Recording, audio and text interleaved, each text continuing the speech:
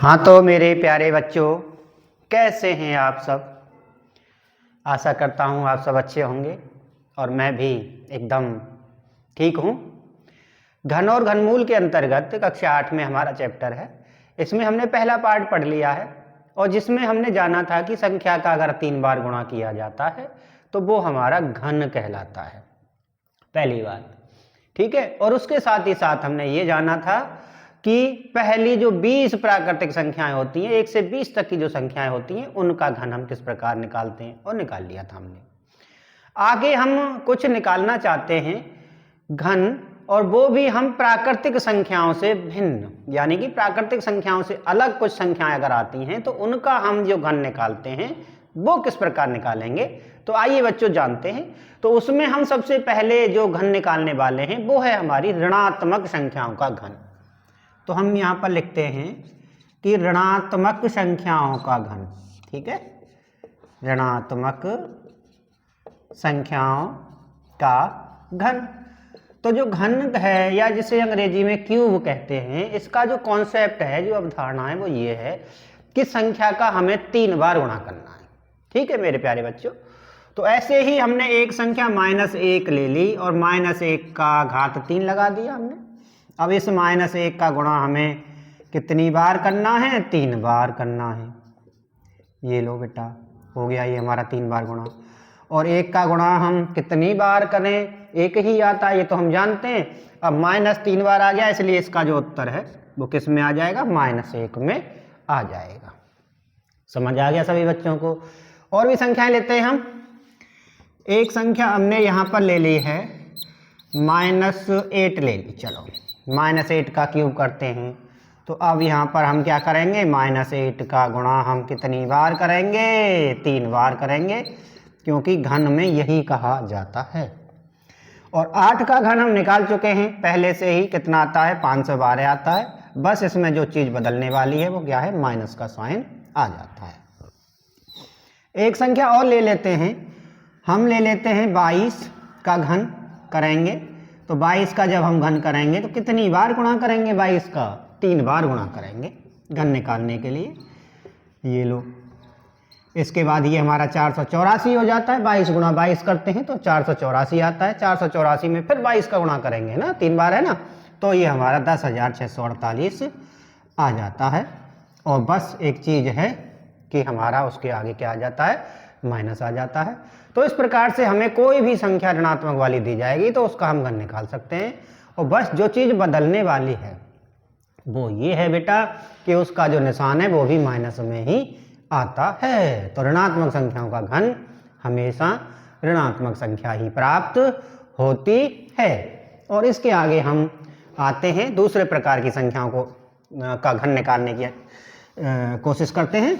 तो इसमें सबसे पहले हम लिख भी देते हैं कि ऋणात्मक संख्याओं का घन हमेशा ऋणात्मक ही प्राप्त होता है।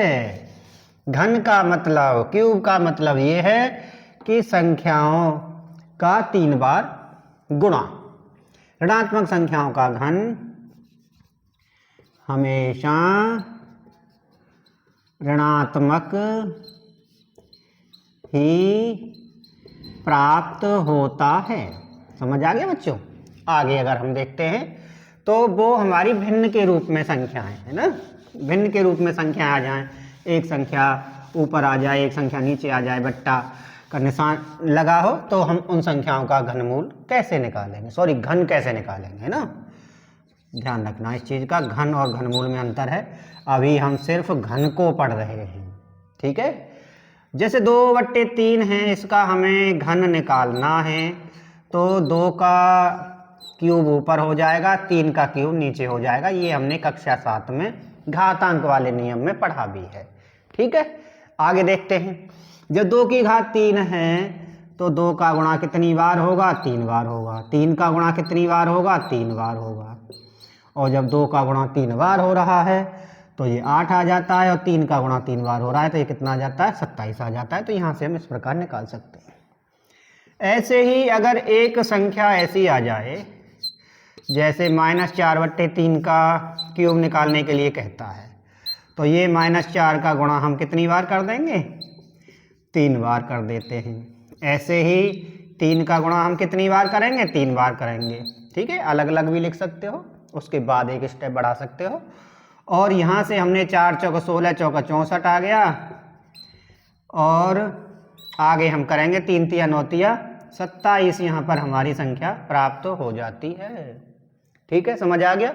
अब माइनस वाली बात है तो इसलिए माइनस यहाँ पर आ जाता है हमारा, ये तो हम जानते ही हैं कि ऋणात्मक संख्याओं का घन अगर हम करेंगे तो वो हमेशा ऋणात्मक संख्या ही आता है। और यहाँ आपको समझ में भी आ गया होगा। एक दो उदाहरण और ले सकते हैं, थोड़ी सी संख्याएं बड़ी कर देते हैं।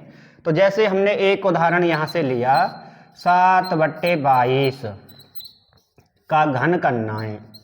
ठीक है, 7/22 का घन करेंगे तो 7 की घात 3 हो जाएगा, इधर ये 22 की घात 3 हो जाएगा, और 7 गुणा 7 गुणा 7 3 बार। ठीक है भाई, 3 घात है तो 3 बार, और 22 का भी गुणा कितनी बार? 3 बार।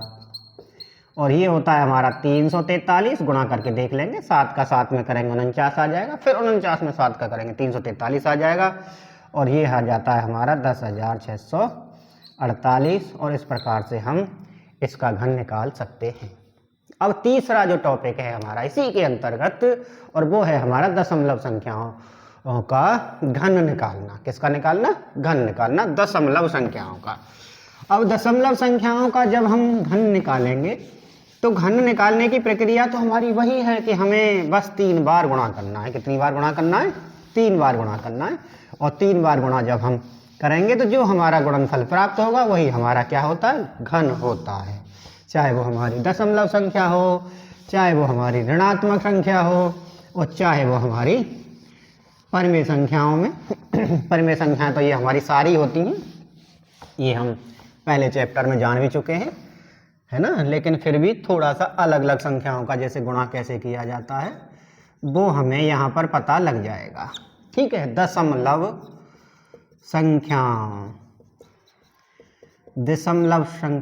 संख्याओं का घन। ठीक है, घन 3 बार गुणा। तो दशमलव संख्या में हमने चलो 0.1 ले ली। क्या ले ली? 0.1 ले ली। और 0.1 का क्यूब निकालना है हमें, तो 0.1 गुणा 0.1 गुणा 0.1। तो इसमें आपकी एक्सरसाइज के क्वेश्चन भी सारे शामिल होते जा रहे हैं ना। शुरुआत में हमने क्या किया था, थोड़े वीडियो हमारे बड़े बड़े बन गए थे और उसमें पूरे 2 या 3 कॉन्सेप्ट हमने शामिल करने की कोशिश की थी। लेकिन अब हमने रियलाइज़ किया है कि ज़्यादा देर तक बच्चों को पढ़ना बड़ा मुश्किल होता है, थोड़ी थोड़ी देर पढ़ते हैं, इसलिए हम अब वीडियो की जो लेंथ है उसको ज़्यादा नहीं रखेंगे, कम ही रखेंगे। आप चाय पीते पीते एक कॉन्सेप्ट को बड़ी आसानी से समझ पाएंगे। आप खेलने के लिए जा रहे हैं लेकिन उससे पहले अगर आप 15 मिनट या 10 मिनट वीडियो देख लेंगे तो आपको एक कॉन्सेप्ट समझ में आ जाएगा। और जब धीरे धीरे जब कॉन्सेप्ट आप समझते जाएंगे तो आपको पूरा चैप्टर समझ में आ जाएगा, है ना। इसकी हम प्लेलिस्ट भी बना देंगे। अगर कभी लगता है कि हमें आज बहुत सारे टॉपिक को समझना है तो फिर आप पूरी प्लेलिस्ट भी देख सकते हैं।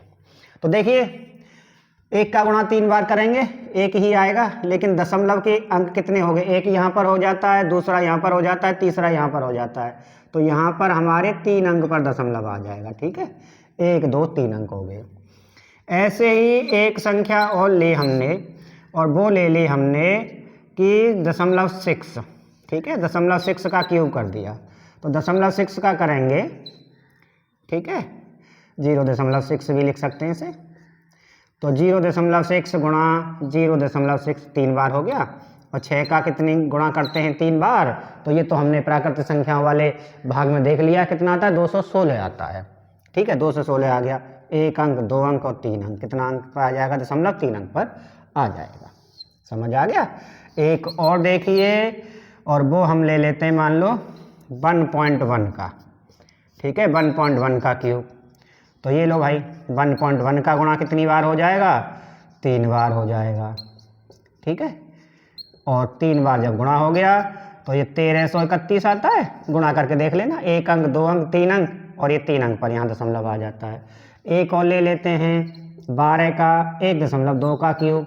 तो 1.2 गुणा 1.2, और गुणा में कितना आ गया? 1.2 आ गया। ये कितना आ जाता है हमारा? 1728 आ जाता है। ठीक है, 1 अंक 2 अंक 3 अंक, तो 1 2 अंक पर ये आ जाता है हमारा दशमलव, 1.728 हमारा उत्तर आ जाता है घन निकालने पर। एक और लेते हैं, हमने ले लिया 0.02, ठीक है, का क्यूब करना है। तो यहाँ से भी 0.02 गुणा 0.02 गुणा 0.02 और 2 दूनी 4 दूनी 8 हो जाता है। पहले 2 का गुणा कर लीजिए, ठीक है, 2 का गुणा कर लिया, 2 दूनी 4 दूनी 8 आ गया। अब ये कितने अंक में दशमलव है, एक ऐसे गिनिए, 2 अंक ये हो गए, दूसरे अंक 2 ये हैं और 2 अंक ये हैं, तो 2 4 और 6 अंक हो गए। तो 1 अंक, ये दूसरा अंक, ये तीसरा अंक, ये चौथा अंक, ये पाँचवा अंक, ठीक है, और ये हो गया हमारा छठवां अंक, और यहाँ पर दशमलव लगा देंगे। पहला अंक, दूसरा अंक, तीसरा अंक, चौथा अंक, पाँचवा अंक और छठवां अंक, 6 अंक हो गए। 6 अंक पर दशमलव आना था। अगर 0.002 होता तब उसका हम क्यूब निकालते, तब बस उसके दशमलव के अंकों को गिन लीजिए और 2 का गुणा पहले कर लीजिए और 8 लिखने के बाद दशमलव के अंकों को आप लगा दीजिए।